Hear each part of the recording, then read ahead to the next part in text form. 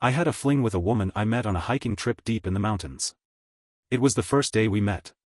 It was also the first day of a nightmare. We'd spent over 6 grueling hours trekking along rugged mountain trails, our bodies aching and drained. Just when we thought we'd set up camp, the guide insisted we push further, to the summit. At the time, it felt like madness.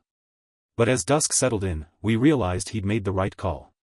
We were on the Pacific Crest Trail, one of the most punishing routes in the West, winding through deserts, dense forests, and soaring peaks. From up high, surrounded by endless mountain silhouettes and a sky littered with stardust, everything felt surreal. It was breathtaking, romantic, even. The exhaustion of the day melted into something almost sacred in that moment. Our guide pulled out a bottle of homemade wine and a worn-out travel guitar. He strummed a song he'd written himself, a gritty, tongue-in-cheek tune called "There Are No Good People in This World." We sat around in a loose circle, passing the bottle, singing along under the stars, letting the weight of everyday life drift off into the night air. Eventually, one by one, we turned in for the night, retreating to our tents. That's when she came. She quietly unzipped my tent, slipping in without a word. A heady scent followed her inside, sweet, mysterious, completely out of place in the wild. She must have just sprayed perfume. It is impossible for her to still have any fragrance on her body after a long day's journey. "Are you asleep?" she asked softly, sitting next to me. Whatever trace of sleepiness I had vanished instantly. I sat up, looking straight at her. There were 8 of us on the trip, 5 men, 3 women, and she stood out from the rest. Slender face, delicate features, a dusty pink baseball cap pulled low over her brow, it gave her an air of youthful mystery. Her long, lean legs were wrapped in tight jeans, and the way her skin peeked out just slightly at the ankles, it was the kind of detail that lingered in your mind without you even realizing. But what really set her apart was her voice. She could sing, beautifully. Still, I knew all of us were just strangers, thrown together by this one trip. Nothing more. No stories beyond the trail, no promises, no future. That's how these things go. So I didn't think too much of it. I just appreciated the view. Hiking alongside a beautiful woman makes the scenery even more breathtaking, that's all. I never imagined she'd be the one to sit beside me now, her silhouette soft under the dim glow of my lantern. "You interested?" she asked. "In what?" My heart was pounding. I already knew what she meant, some part of me had known the moment she stepped inside, but I hesitated to let the thought take shape. She took off her hat and shook out her hair. The air between us shifted, turning strangely tender.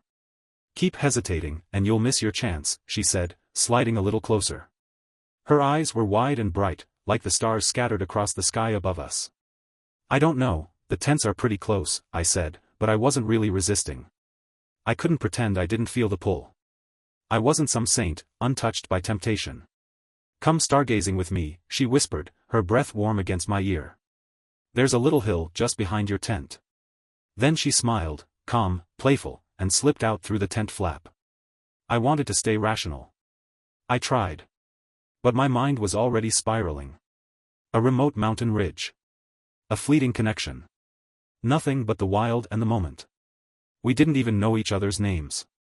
I unzipped my sleeping bag, crawled out quietly, and followed her into the night. The campsite was quiet, wrapped in the silver stillness of a moonlit night. Stars stretched across the sky like scattered diamonds, casting a pale, almost ethereal light over everything. Guided by the moonlight, I walked toward the back of the tent area. Just as she'd said, there was a gentle slope behind the campsite.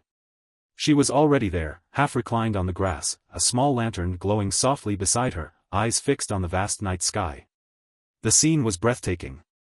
Unreal. I glanced back. The slope perfectly blocked the view from camp. Far enough to be alone, yet close enough to feel like we hadn't vanished into the wilderness. I didn't know what I was doing, really.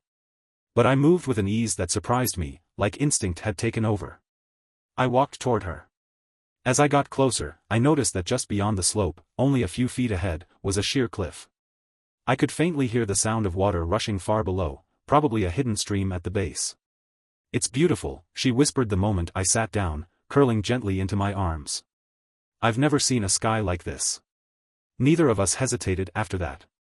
I slid an arm around her shoulder, my hand naturally falling to her chest. She didn't flinch. It felt like we'd known each other forever, like a couple deep in love sharing an intimate moment under the stars. Our words were simple, barely necessary, our bodies spoke louder. The cool mountain breeze carried a heavy charge of something electric, something primal. It stirred the hunger inside us, stripping away hesitation. The moment our lips touched, I gave in completely. Screw love. Screw commitment. Life's too damn short, why not surrender, just this once? We burned fast and hot, like dry tinder catching flame. She didn't hold back. In the heat of it all, her body moved wildly beneath mine, uninhibited, while I cast off any trace of nervousness and let instinct take the reins. For once, I wasn't thinking. I was just alive, reckless, and free.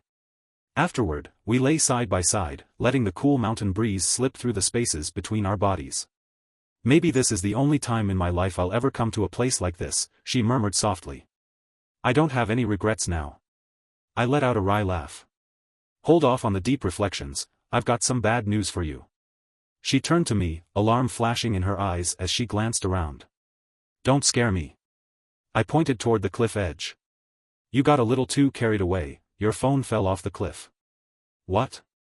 She bolted upright and rushed toward the cliff, but I grabbed her arm and pulled her back into my arms. Too dangerous. We'll check in the morning if you want, but honestly, don't get your hopes up. Even if we find it, it's probably shattered. She shot me a disappointed look and shrugged with a helpless sigh. No phone's gonna be a real pain. You've still got me, I joked, trying to lighten the mood. But she had already stood up and started getting dressed. Then she glanced down at me, her gaze suddenly cooler, her tone matter-of-fact. It was just a fling. You don't need to take any responsibility. At dawn, the trip leader went around waking everyone, saying today's trail wouldn't be too long, so we could take our time and enjoy the scenery. She raised her hand and said timidly that she dropped her cell phone off the cliff when she went to the toilet last night and wanted to go down the mountain to look for it. Such impromptu changes always give the team leader a headache.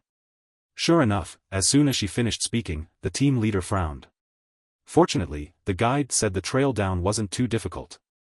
The only catch was the stream running beneath the cliff. If the phone hadn't been smashed by the fall, there was still a good chance it had been swept away by the current. Finding it, he warned, was unlikely. Still, he was willing to lead a detour down to try. The rest of the group could continue on the planned route, and we'd meet up at the next village. The moment I heard that, I quickly volunteered to go along. 3 people are better than 2, I offered. Easier to look out for each other. The trip leader agreed.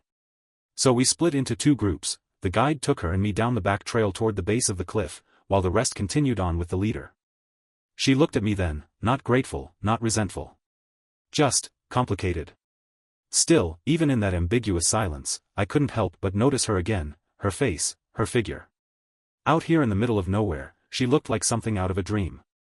There was something almost otherworldly about her, like she didn't quite belong in this rugged wilderness. As we made our way down, the guide kept us entertained with stories about the region, local legends, strange sightings, quirky hikers he'd met along the trail. Time slipped by, and before we realized it, over an hour had passed. The sound of rushing water grew louder, and finally, we reached the stream at the base of the cliff. And then, surprisingly, we saw it. The phone we'd assumed was long lost was right there in front of us. The body was bent, the screen completely shattered, half submerged in the crystal-clear water, wedged between smooth river stones. It looked oddly out of place in such a pristine, untouched setting, like a piece of modern life dropped into a postcard. I bent down, pulled it out, and handed it to her. She pressed the power button again and again, but nothing happened. The phone was unresponsive. Keep it as a souvenir, the guide said with a hint of regret, watching the ruined phone drip in her hands. At least the trip wasn't for nothing. If we follow this stream, we'll actually reach the next village. It's part of an old hiking trail, not used much anymore. During the summer rains, it gets too dangerous, but it's dry now. Might be fun to experience a hidden route. She slipped the dead phone into her backpack, glanced at me, and said, "Don't lose me on the way." For a moment, I felt like there was something more behind those words. Maybe it was just my imagination. Maybe not. But I didn't dare meet her eyes. I couldn't afford to. I had a wife. We'd been married 5 years. Over the next few days, we crossed mountain after mountain, weaving through dense forests and climbing nameless peaks. We sang, played trail games, shared stories, but we never camped outdoors again. These days, the mountain regions had developed quickly. The infrastructure was solid, and there really was no need to rough it in tents just for the experience. Every night, we stayed in small villages, warm beds replacing sleeping bags. Strangely, I started paying more attention to where we'd be sleeping each night. I'd never cared much before, but now, every time the leader announced our next lodging spot, I felt an odd twinge of disappointment, like I was hoping for something that never came. Aside from learning her name, Anna, during one check-in at a guest house, we barely spoke again. No lingering glances, no secret detours. Just two hikers on the same trail. 4 days later, we reached the end of our journey, a small town near the Mexican border. That was our final stop. The trip leader arranged a farewell lunch to mark the end of the hike. After the meal, we'd all go our separate ways, some catching flights, some staying behind, some already planning their next adventure. Everyone was buzzing with energy, swapping stories, laughing about blisters and missteps, reflecting on what the trail had meant to them. But me? I sat there quietly, listening but not really hearing, lost in a silence that had nothing to do with the end of the trail. She didn't show up for the lunch. I picked at my food, barely tasting it, then quietly slipped away. I wandered the streets for a bit, not really sure what I was looking for, until I found her sitting on the rooftop terrace, legs swinging over the edge, earbuds in, quietly mouthing the words to a song. For a while, I just stood there, watching her from a distance. Then, after some hesitation, I walked over. She noticed me, pulled out one earbud, and smiled. "Thanks, by the way. I've been using your money these past few days." I said calmly, "It's okay, it's what I should do." "Should it?" She raised an eyebrow, an incredulous look on her face. "That's what you should do to your wife, but what does it mean to me?" She knew. She knew I was married. Shame burned in my chest. "I saw the photo in your wallet," she said, almost offhandedly. "She's beautiful." Then she glanced at my hand. "And there's a ring mark on your finger. Subtle, but there." I gave a weak smile, not sure what to say. "What's wrong?" she asked, eyes fixed on mine. "Feeling guilty now? For her, or for me?" "Don't ask me that," I muttered, sitting down beside her on the railing, no longer pretending. "I only see her once every 4 months," I said quietly. "And even then, never more than 48 hours at a time. That's been our entire marriage, for 5 years. Honestly, sometimes it doesn't even feel like a marriage at all." "I see," she said softly, inching closer. Then she leaned in, voice low and teasing, "So, do you want to make love again?" My heart skipped. She burst out laughing before I could answer, covering her mouth like a teenager caught telling a dirty joke. "Don't dream, I'm just kidding," she teased. Then, with a grin, added, "Can you do me one more favor?" "How can I help you?" "Buy me a phone," she said, still smiling. "Otherwise, I've got no way to get home." I let out a breath of relief. "Of course. There's a mall nearby, pick whatever you want, I'll get it for you." She glanced at me, eyes half closed in that playful, unreadable way, then gave me a slow once-over. "You know, you're actually not so bad." I raised an eyebrow, half smiling. "Not bad because I'm buying you a phone?" "No," she said, grinning. "Not because of that. You play guitar well, you sing well, and, well, you're good in bed, too." I left the small town with a mess of thoughts in my head and returned home. The house was as empty as ever. I never thought I'd be the kind of man who cheated. Selena and I had been college sweethearts, the kind of couple people talked about like a fairy tale. On paper, we were perfect. A love story straight out of campus legend. She was brilliant, top of her class. I was chasing dreams with my guitar. She ran the student council. I ran the band. She published essays and articles.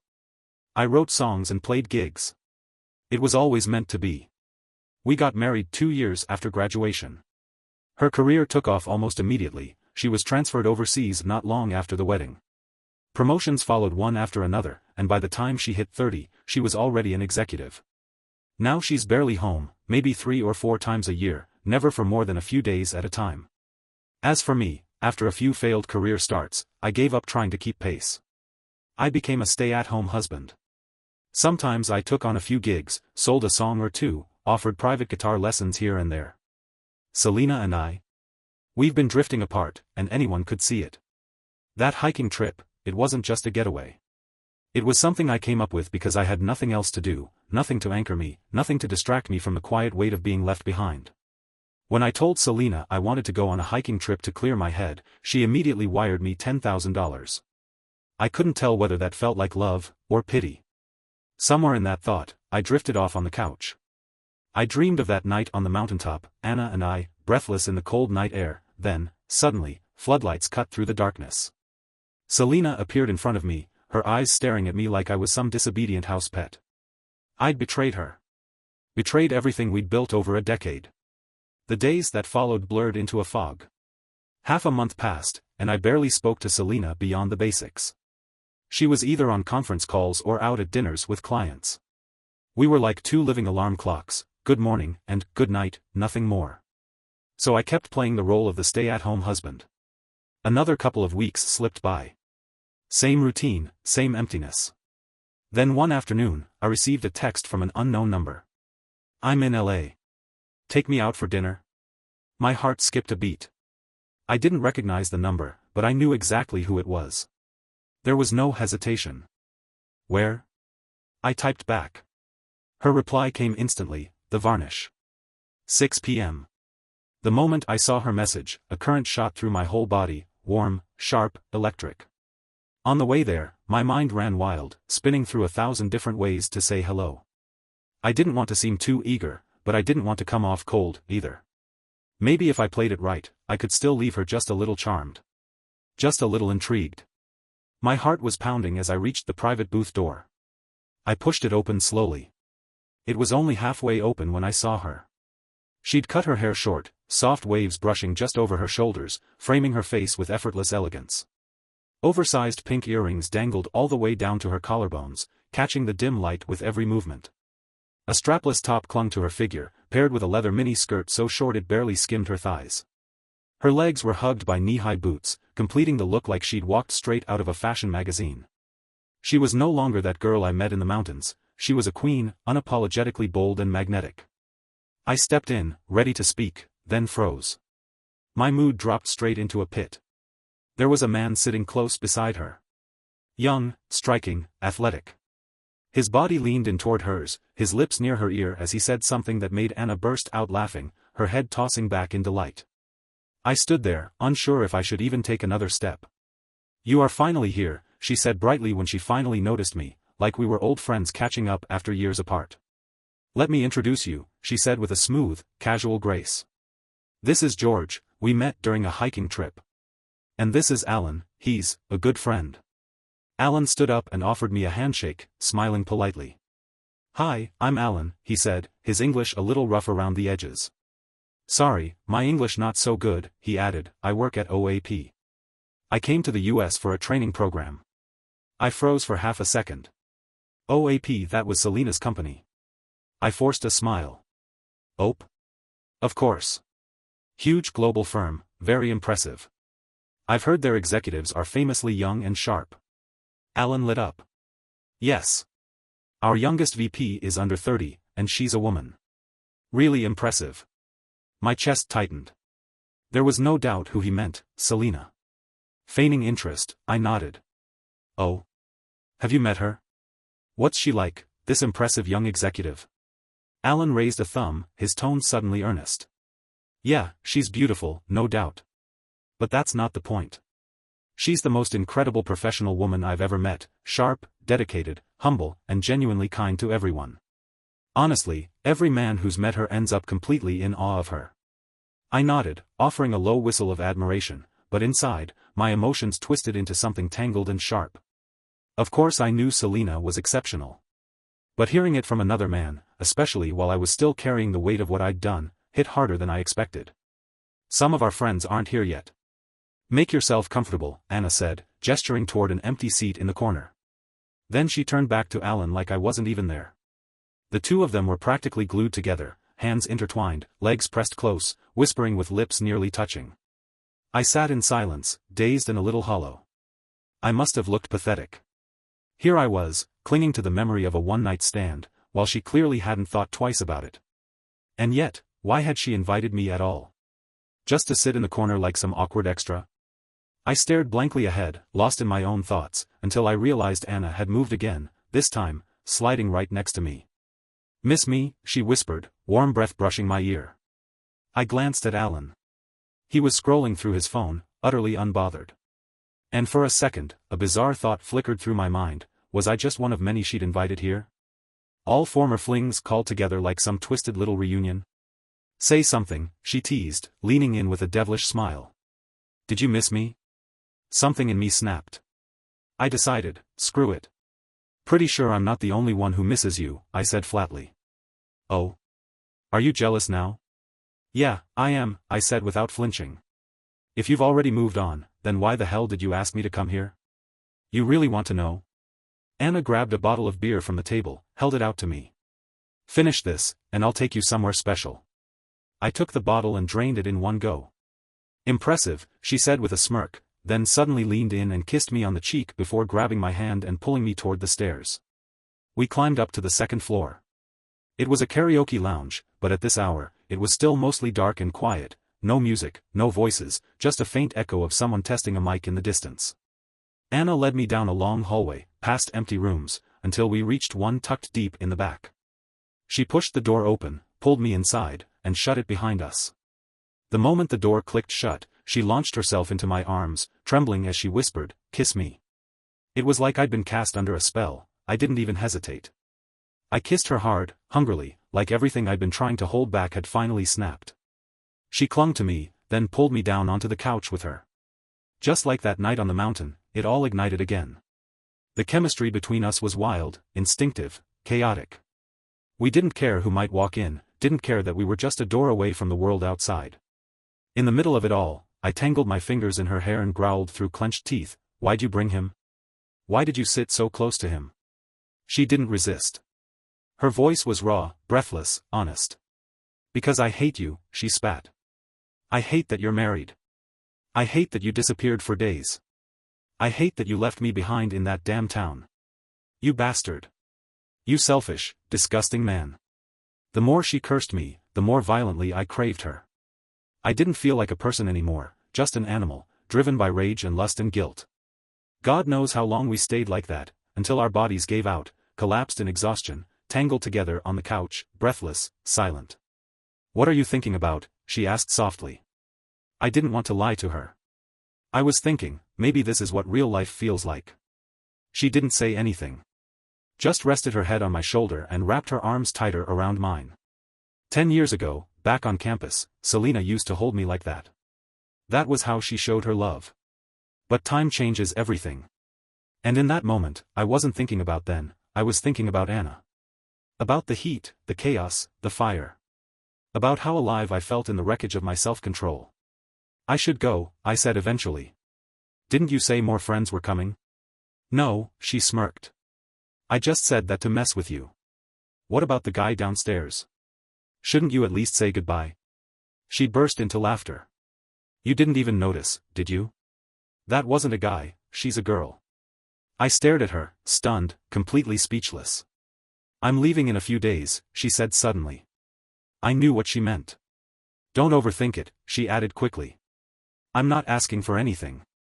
Just like before, no strings, no expectations." But I knew better. Whether she wanted to admit it or not, something had changed. And deep down, I knew something had to change for me, too. I went home in the early hours of the morning and climbed into the bed Selena and I once shared. 10 years of love, and I couldn't hold on to it anymore, not because of anyone else, but because I'd already destroyed it myself. I pulled out my phone. "Let's get a divorce. I don't want anything." I didn't expect her to respond right away, but almost instantly, my phone lit up with a call. It was past 2 a.m. Selena always went to bed by 11. I must have woken her. She didn't yell. She didn't cry. She just asked, calmly, what was going on. I had no answer. Nothing I could say would justify what I'd done. She stayed silent for a moment. Then she said she'd be flying back in 5 days. Always composed. Always poised. No matter what happened, Selena never lost that icy, untouchable calm. And I was tired of it. So damn tired. Half asleep, half awake, I opened my eyes to find it was already late afternoon. I reached for my phone. Nothing from Selena. No texts. No calls. No questions. No anger. Just silence. Anna, on the other hand, had sent a flurry of messages, long, short, scattered throughout the night. The last one simply read, "I want to see you." I sent her my home address. She showed up in less than 30 minutes. At the door, we kissed like an old married couple reunited after years apart.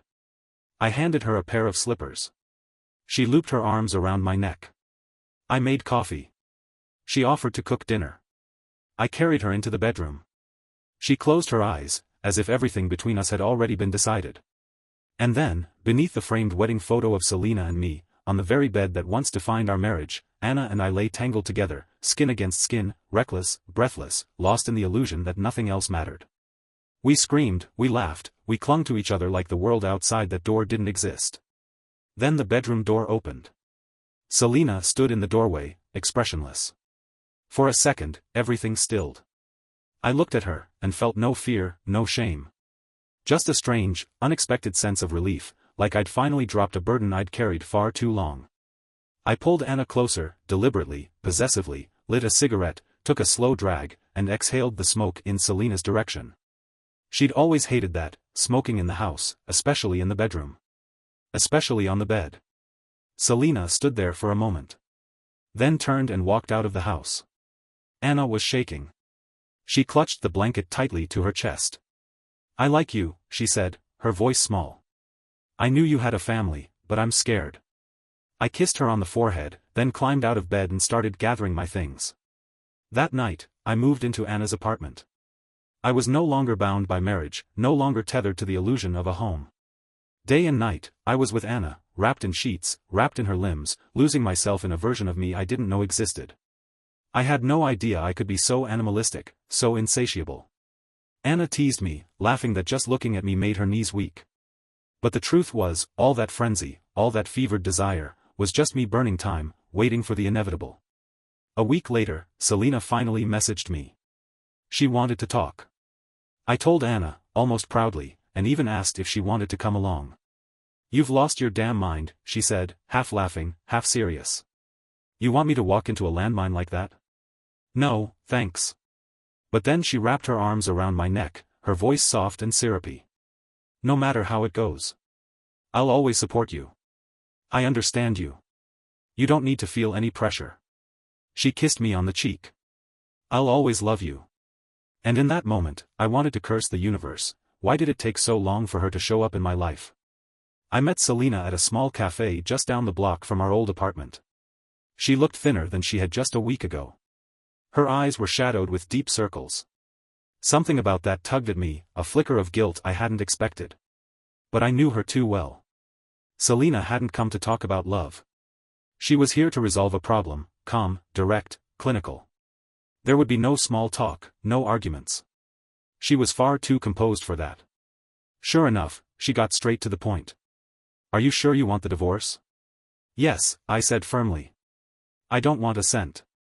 You earned everything in that house, it has nothing to do with me." Without a word, she reached into her bag and pulled out a divorce agreement, already drafted and signed on her end. Everything was as I expected, the house, the car, the savings, all hers. Her future income, her assets, entirely her own. It was fair. Completely fair. I picked up the pen and moved to sign my name. But just as I began to write the first letter, a familiar hand pressed down on mine. I looked up. Anna was standing there, smiling. I opened my mouth, stunned, about to ask what she was doing, but before I could say a word, she slid into the seat beside me, turning to face Selena. "He can't walk away with nothing," Anna said calmly. "This wasn't all his fault. In fact, I'd argue you're the one who bears most of the responsibility." I tried to stop her, reaching out, but she ignored me completely. "You were too busy chasing your career. You barely came home. You turned your marriage into a cold, distant arrangement. The fact that he endured 5 years like that makes him a better man than most. If anything, you're the one who doesn't deserve a dime." Selena stared at Anna, her gaze sharp, expression unreadable. She said nothing. "Oh, right, forgot to introduce myself." Anna extended a hand toward her.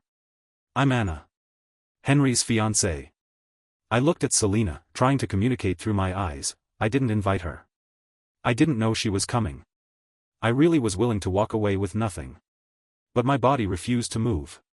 My hand still rested on the pen, frozen, like it had turned to stone. Time stood still. Then finally, Selina exhaled a long, quiet breath. Fine, she said. We'll split everything 50-50. I'll have the lawyer send over a revised agreement. I hope the two of you are very happy. And with that, she stood and walked away, no drama, no outburst. Just silence and the echo of her heels on the floor. I watched her go, watched the woman I'd loved for 10 years vanish into the distance like a stranger. Anna turned to me with a triumphant smile, her voice full of pride. You're free now. Somewhere in the haze of that moment, reality hit me. Selina's income over the past 5 years had been substantial. With the property value increase, our shared assets were worth close to $8 or $9 million. Just like that, I was walking away with nearly $4 million. I hadn't expected that. Before I could fully process anything, Anna's lips pressed against mine again, her scent enveloping me, intoxicating, familiar, almost enough to drown out the storm in my mind. In that moment, she felt like a gift more valuable than $4 million. But I pulled back. Who's Henry? I asked, breathless. Does it matter? She said, her voice soft, seductive. We love each other. We're together now. Isn't that enough? She leaned in again, trying to kiss me, but this time I pushed her away more firmly. No, I said. Selina doesn't let go easily. If you're going to throw that name around, Henry, then I need to know who he really is. Anna stared at me for a moment, then tilted her head. Do you love me? She asked. Tell me the truth. No matter what your answer is, I'll tell you everything. I love you, I said, almost without thinking. She sat down in the chair Selina had occupied just minutes earlier, staring out the window. Something about her posture sent a chill through me. Your wife has been cheating on you, she said quietly. With Henry, my fiancé. My stomach dropped. Anna reached into her bag and pulled out a stack of photographs, paparazzi style, grainy, taken from a distance. But unmistakable. Selina and a man. At the beach. At a hotel. At the airport. Laughing, walking close, sometimes even holding hands. Henry's one of the senior executives at OAP, Anna said flatly. Just like Selina. They've always kept a clean public image, unattached, career-driven, perfect. But they've been sleeping together for at least 3 years. Her voice was calm. Too calm. The perfect woman at OAP. The perfect man at OAP. Two high-powered professionals who traded in their vows for secret rendezvous. And suddenly, everything made sense. The months of silence. The weekends that always came with excuses. The fleeting visits, always sandwiched between flights and conference calls. I used to think Selina was just consumed by work. Turns out, it wasn't just work that had her attention. It was him. I was with Henry for 8 years, Anna said, her voice low and trembling. We were engaged. We had a wedding date. I waited like a fool, thinking he'd build a future with me. I looked up sharply, eyes locking on hers.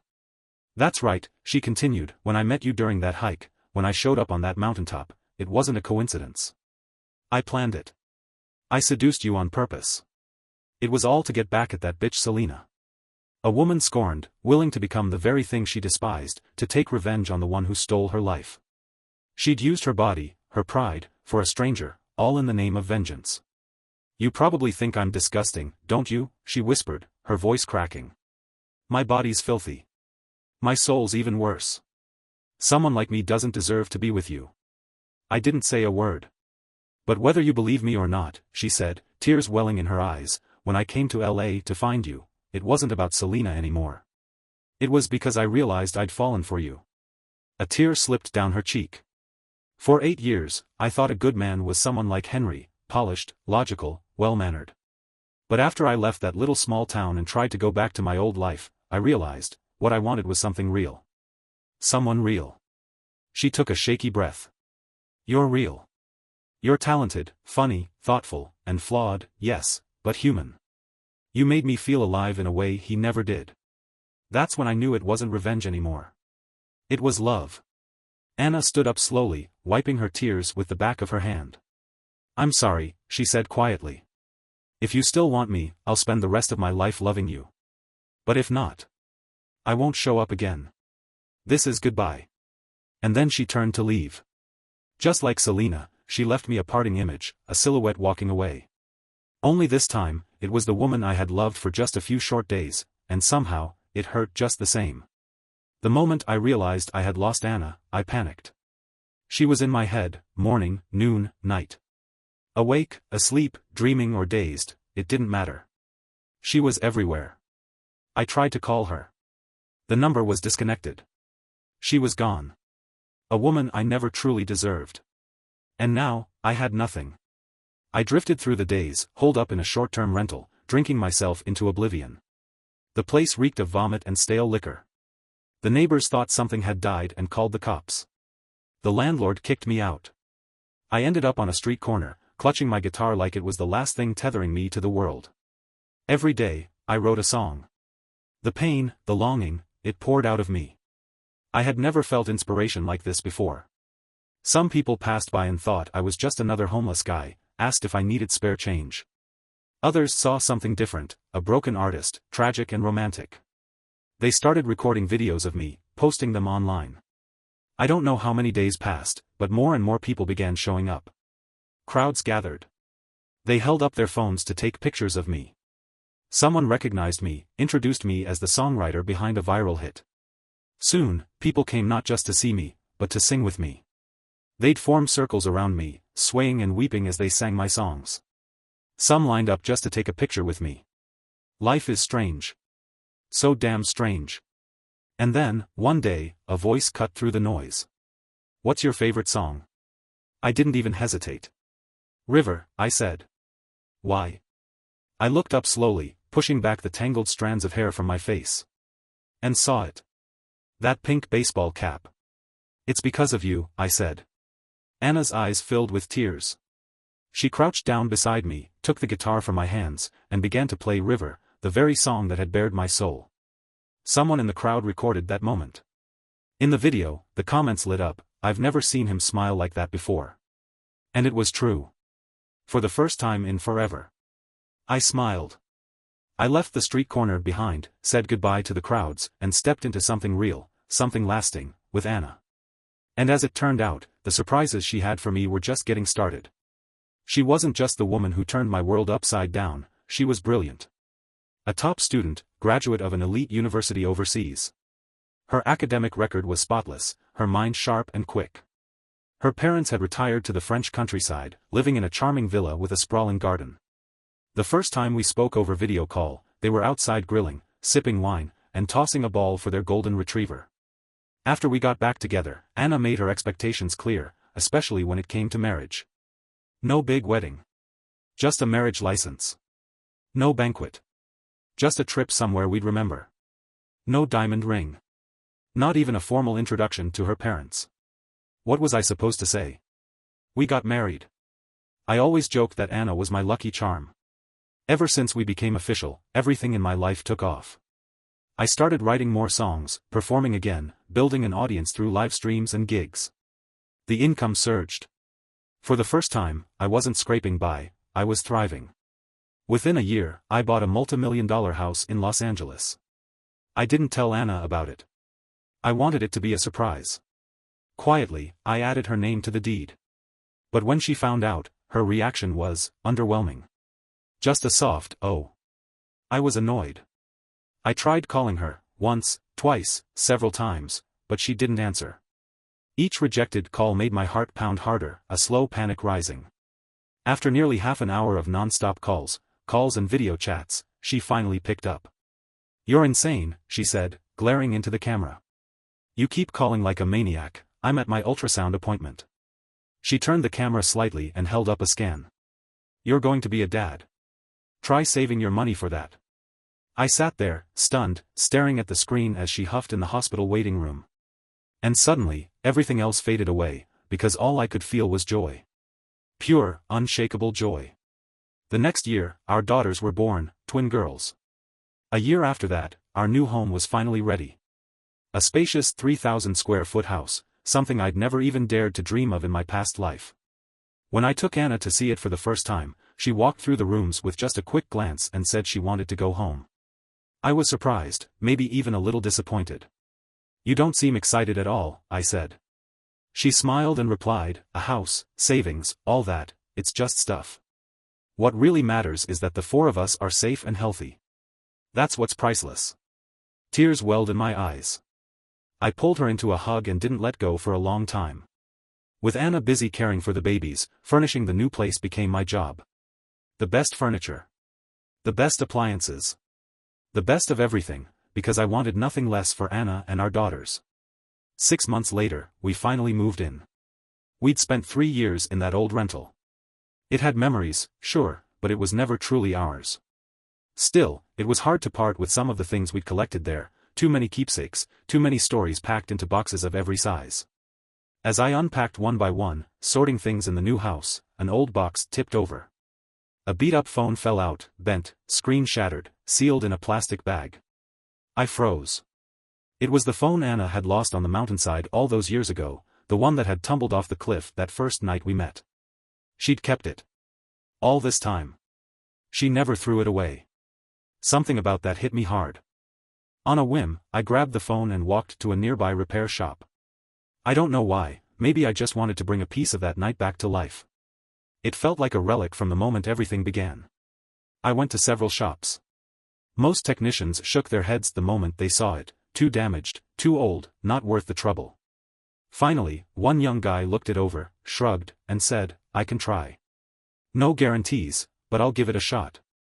I told the guy, "I don't need it fully repaired. Just get it to power on. It doesn't even have to look like a phone." He inspected it from every angle, flipping it over, tapping along the damaged frame. "Battery's not gonna fit inside," he said. "The casing's too warped.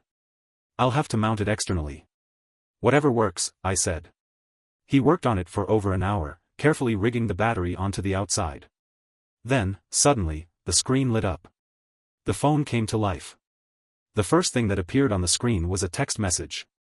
"Record footage of sleeping with him, $300,000 will be transferred to your offshore account immediately." My blood ran cold. I handed over $1,000 for the repair and stumbled out of the shop like I was sleepwalking, phone clutched tight in my hand, back to the house that was supposed to be a new beginning. The phone was old, but surprisingly clean. No photos, no social media apps, barely anything inside. Just a few text messages, and one video. I scrolled through the texts. Plane ticket, cash, the phone, and his background info are all ready. Once you're back in the country, stage a casual encounter. Get him to cheat. Once it's done, you'll receive $300,000.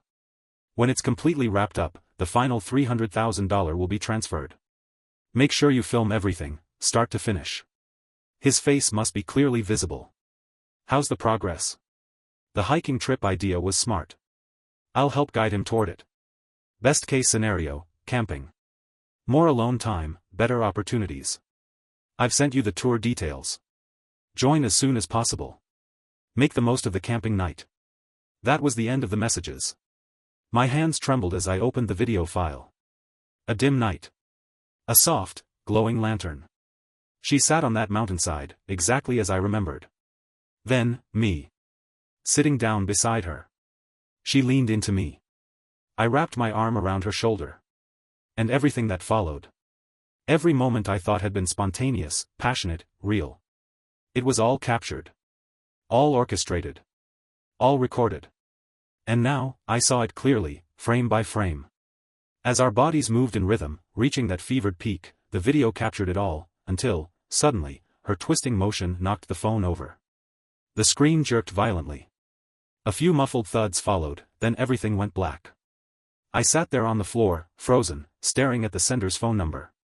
It all made sense now, why she'd insisted on climbing down that cliff to recover a phone everyone assumed was lost forever. It wasn't about sentiment. It was about evidence. Every scattered detail from the past began to rearrange itself in my mind, forming a picture I hadn't dared to see before. Was OAP really that demanding? Demanding enough that a high-level executive like Selena could only make it home a few times a year? If she'd already found someone else, why didn't she push for a divorce? With her position, she could have ended our marriage at any moment. And Anna, all those times she said she couldn't connect with her parents because of time zone issues, was that ever the real reason? One by one, the little cracks came into focus, things I'd brushed off, things I'd convinced myself were nothing. I buried my face in my hands and screamed. The sound echoed through the empty house, our so-called dream home now filled only with silence and betrayal. Shaking, I pulled out my phone and searched, OAP Executive Selena. The top headline hit me like a punch to the chest. Power couple, OAP exec Selena marries business tycoon Brian Carter. They got married just 6 months after our divorce. Brian, 15 years her senior, chairman of a major investment consortium. 2 years later, another headline. Selena and Brian divorce amid speculation. No one knew why. Gossip columns said Brian couldn't keep up with her sexually. Others claimed Selena had caught the attention of someone even more powerful, explaining her sudden resignation from OAP and her mysterious disappearance from the corporate scene. 5 years with Selena. 3 years with Anna. It all felt like a dream, disjointed, manipulated, unreal. Selena had hired Anna. That was the truth. The real reason OAP expanded its international presence and appointed Selena as an executive had little to do with merit, it was because of Brian. To secure Brian's affection, Selena had used everything at her disposal. And in return, OAP bent the rules for her. She was granted full autonomy to work remotely, travel at will, with no requirement to return to headquarters unless she wanted to. The position, the power, the prestige, it was all part of a carefully constructed illusion. For 5 years, Selena played the game perfectly, until she finally got what she wanted, Brian's proposal. But I was still in the picture. I was still her legal husband. She couldn't risk a divorce initiated by her own infidelity. A man like Brian would never marry a woman with that kind of stain on her record. The cleanest solution? Make me the one who walked away. Or better yet, make me the one who had to walk away. She'd become the wounded wife, abandoned, betrayed. The victim. But I'd grown numb. She'd treated me like a ghost for years, and I never thought to leave. I just existed in that hollow marriage. So she improvised. She found a poor, attention-hungry college student from a third-rate university, someone easy to manipulate. She staged the chance encounter, seduced me, made sure there would be proof. $600,000. For a struggling girl far from home, barely affording meals, it wasn't even a hard decision. But then, everything unraveled. Anna accidentally knocked the phone, with all the evidence, off the cliff. She lost contact with Selena, couldn't upload anything. So she had no choice but to stay with the hiking group and keep playing the role. She was never Henry's fiancée. Henry was Brian's bodyguard, he handled Selena's logistics, picked Anna up, arranged the meetings. That was it. And no, she hadn't seduced me to get back at Selena. That was just part of the narrative. A well-rehearsed lie to keep me emotionally tethered. Looking back, it's almost laughable. Selena never imagined that a washed-up nobody like me would ever bounce back, that I'd have enough money or drive to start connecting the dots. So she got lazy. Neither she nor Anna even bothered to use encrypted lines or burner numbers. They thought I'd fade away quietly. But one thing still didn't make sense. Why did Anna betray Selena? Why did she suddenly switch sides? Why would an employee turn against her employer? Unless, it really was what she said. Unless somewhere along the way, amid the staged affection and the lies, Anna had actually fallen for me. I wanted to dismiss it. I wanted to stay cold. But deep down, I already knew the answer. And then, everything became clear. The waitress brought over a small plate of cookies and set it gently on the table. You seemed a little down, she said softly. Here, something sweet. I hope it brightens your day. I picked up one of the cookies. Underneath it was a folded slip of paper, with a phone number written on it. The waitress glanced over her shoulder and gave me a subtle, flirtatious smile. And in that moment, everything clicked. Anna had changed her mind. She didn't want the $600,000 anymore. She wanted more. After all, if someone could afford to offer that much for a staged affair, the cost of a messy divorce would be far higher. When she left the small town, she didn't just disappear, she followed the money. Anna had tracked down OAP headquarters. She started shadowing Selena, snapping covert photos of her and Henry, convinced she had uncovered the real affair. Of course she believed Henry was the lover. If Henry had a fiancée, well, that just added fuel to the drama, didn't it? Then she returned to the Los Angeles, reached out to me again, lured me back in. The bar invitation wasn't a coincidence. It was a test. A rehearsal. She needed to see if I still wanted her. Once she knew I was completely hooked, she made her move. She flipped sides. She helped push the divorce into a full asset split. She got me, emotionally, physically, and she got my money, too. Her stories weren't all lies. She really had studied abroad. But the degree? Fake.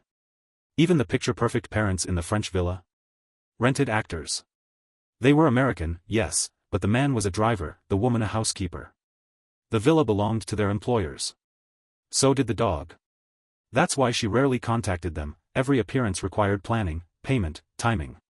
Every call was a stage production. Then my phone buzzed, snapping me out of my thoughts. A video message from Anna. She was curled on the couch, our twin daughters in her arms. She pulled silly faces at the camera while the girls giggled and mimicked her. A filter added animated hearts to their eyes, sweet, ridiculous, adorable. She said, "Honey, I miss you, and the baby misses you too. Please protect the three of us girls." And just like that, I didn't know whether I was the luckiest man alive, or the biggest fool in the world. Unless, it really was what she said. Unless somewhere along the way, amid the staged affection and the lies, Anna had actually fallen for me. I wanted to dismiss it. I wanted to stay cold. But deep down, I already knew the answer. And then, everything became clear. I told Anna I was leaving for a live streaming event, just another work trip, nothing unusual. But in truth, I crossed hills and rivers to return, quietly and alone, to that same small town where everything began. I waited a week, wandering through familiar trails and winding paths, until I finally found him, the guide from our old hiking trip. He was still there, just as I remembered, carrying that worn acoustic guitar on his back, moving between travel groups, leading tourists through the forests and hills with stories and songs. The moment he saw me, his eyes lit up. "Hey! I remember you," he said with a grin. "I've worked with so many hikers over the years, but you? You played guitar like a pro. Sang like it meant something. I even saw you online once. You're a big deal now, aren't you? Some kind of internet star." I smiled and pulled him into a hug. "I came back for something," I told him. "There's something I need to learn." He raised an eyebrow, curious. "I want you to teach me that song," I said. "The one you sang the night we camped on the mountain. The one you wrote yourself." He blinked, surprised. "That one?" "Yeah," I nodded.